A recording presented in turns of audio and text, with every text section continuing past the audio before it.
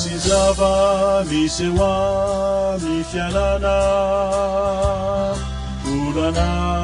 tsy maintsy atrehana efa fantatro izay ale itondrizany ambavaka rehefa mivavaka amin'ny ray dia ny mivavaka amin'ny fanampy fanay masina nohay tsara sy mamindrindra satria ny ray ihany no mahalala ny teny tsy fantatra izay teneniny iany hevitry ny fanahy izay manao zavatra amin'ny alalany vavako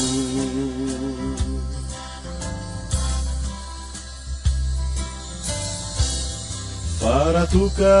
tsy haiko mitondriza ampiny fanahy masina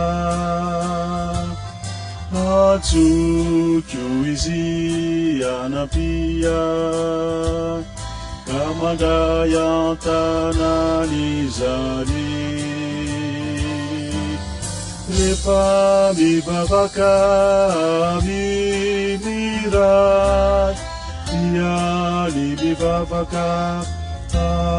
amin'ny fanampy fanay masina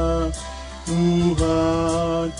tsara sy mamindrindra satria ny ray ihany no mahalala ny teny tsy fantatra izay teneniny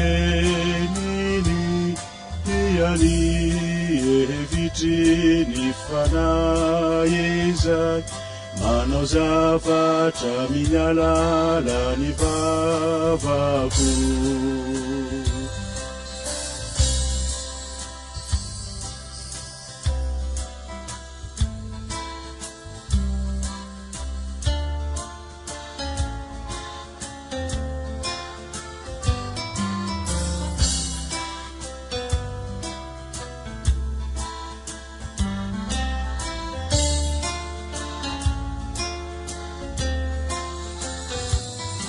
rehefa manafanelanan'elanan'izy